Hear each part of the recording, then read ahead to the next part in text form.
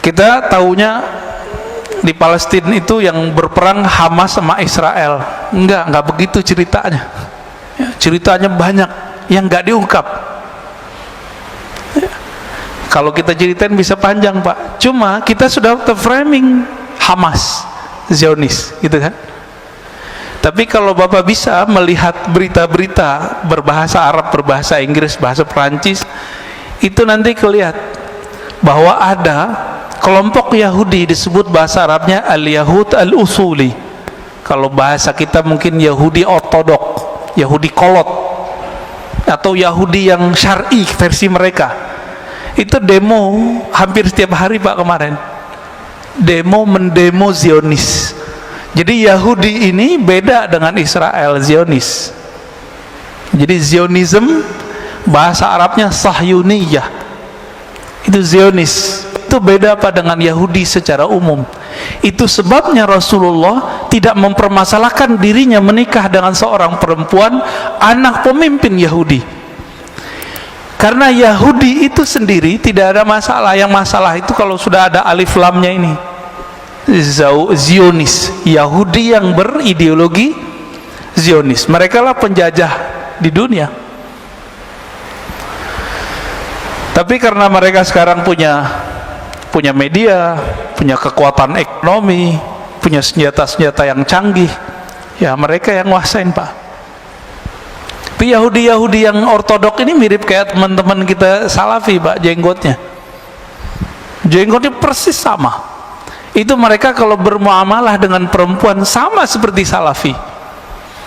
Jadi kalau ada perempuan deh datang ke komplek mereka, itu nggak boleh pakaian sembarangan. Dan kalau nanya itu orang-orang Yahudi ortodok ini nggak berani lihat perempuan. Dan perempuan tidak boleh beribadah seperti laki-laki di tempat-tempat ibadah. Persis seperti Salafi. Salafi kan ngelarang perempuan juga ke masjid, ya nggak? Bener nggak? Ya, sebaik-baik tempat sholat perempuan tuh di kamarnya, begitu dalam tradisi Salafi, ajaran Salafi. Sama, jenggotnya sama. Jadi kalau mau memahami surat Toha, kisah Sayyidina Musa ngambil jenggotnya Sayyidina Harun, nah itu lihat, Pak, Yahudi ortodok tuh jenggotnya sepanjang itu, diambil langsung sama Sayyidina Musa alaihi wassalatu wassalam. Nah, ini sebelum kita masuk ke hikam, kita ingin sekedar mengingatkan saja bahwa Yahudi itu ada 3 macam. Ada Yahudi ortodok yang soleh-soleh ini, itu mereka meyakini betul tanah yang ada di Palestina itu tanah mereka. Cuma apa kata mereka? Kami menunggu imam akhir zaman. Jadi Yahudi aja nunggu imam akhir zaman, Pak. Nunggu mereka. Sekarang kita nggak punya hak mengusir siapa saja, begitu kata orang-orang Yahudi. Maka coba lihat demo-demo mereka melarang. Yahudi ortodoks ini melarang ada TV di rumah, nggak boleh ada internet kecuali orangnya mungkin sopir Grab gitu ya, itu baru. Di sini Salafi nonton TV ya, berarti beda juga Salafi sama Yahudi itu. Nggak boleh nonton, nggak boleh main handphone. Jadi mereka kalau mau baca berita itu atau di pojok-pojok pertigaan jalan, kayak mading di pesantren kan ada mading tuh, sekolah-sekolah dulu kan ada berita, jadi orang baca beritanya di situ. Mereka sengaja berhenti di sana baca berita. Ya boleh disebut juga Yahudi kolot, ya. Tapi marah juga mereka disebut Yahudi kolot kali ya.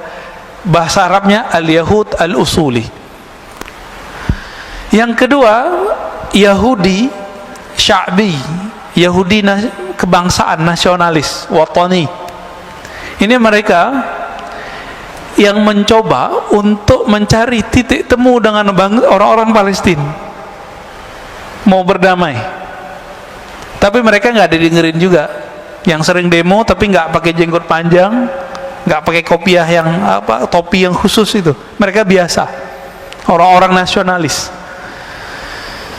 Tapi nggak didengar juga oleh kelompok yang ketiga. Yang ketiga itu kelompok Zionis Sahyuniyah. Ya, saya mengkonfirmasi ini lewat berita, lewat orang-orang yang pernah ke sana, dan kita juga pernah ke sana Dan juga guru kita dulu Syekhuna Ali Mustafa Yaqub dulu pernah membahas ini juga. Tadinya saya tawakuf, tidak mau komentar, tapi karena kita pernah ke sana dan pernah ketemu orang-orang yang meneliti 3 bulan di sana dan orang-orang yang berjuang di sana. Saya pernah ketemu juga orang Palestina menikah dengan orang kita. Jadi dia cerita, saya baru pindah gitu dan segala macam. Maka kita dapat cerita yang berbeda dari yang apa yang diberitakan sekarang. Ya. Kejadian di Palestina kemarin, teman-teman yang melakukan Allah, jangan terlalu semangat nggak jelas. Ya. Ini persoalannya adalah Masjidil Aqsa, nggak jauh dari situ ada satu distrik kecil namanya Sheikh Jarrah. Sheikh Jarrah nama orang tapi jadi nama kampung, jalan. Ya. Di situ ada bangunan, orang-orang kawan-kawan kita, saudara-saudara kita Palestina, mereka dulu pernah keluar lalu pulang ditampung di situ. Tanah itu kemudian diklaim oleh orang-orang Zionis sudah dibeli. Nah, ini masalahnya. Akhirnya mereka usir. Di saat pengusiran itu bulan Ramadan, orang-orang yang diusir ini kemudian ngumpul di Masjidil Aqsa, dicurigailah oleh Zionis, maka ditembakin. Nah, ini yang kurang ajarnya Zionis itu. Ya. Mereka mulai berani menembakin umat Islam di Masjidil Aqsa seperti dulu terjadi di zaman-zaman sebelumnya. Ya. Zaman-zaman sebelumnya ada pembantaian luar biasa. Jadi Masjidil Aqsa ini suksesnya cuma di zaman Salahuddin Al-Ayyubi dan nanti zaman Imam Al-Mahdi. Jadi mau sampai kapan saja, kalau Imam Al-Mahdinya belum keluar, ini versi kita loh, bukan versi Yahudi, itu nggak akan bisa direbut, Pak. Tapi insya Allah waktunya sudah dekat. Dekatnya kapan? Wallahu a'lam. Ya, kita nggak mau menakar-nakar tahun yang tidak jelas tahunnya. Kita serahkan kepada Allah Subhanahu wa Ta'ala. Maka jangan asal donasi yang pasti. Bapak yang pernah masuk ke Israel diperiksa berapa kali? Masih ingat?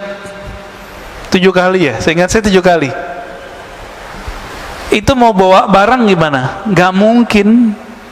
Maka harus pemerintah kerjasama dengan pemerintah. Jangan cuma asal donasi. Nanti ada kelompok-kelompok yang ingin memanfaatkan situasi begini, dia ngumpulin duit. Ini baik, Pak, hati-hati ya. Orang udah ketemu duit, malaikat aja jadi setan ya. Orang suci jadi hilang sucinya. Udah ketemu fulus.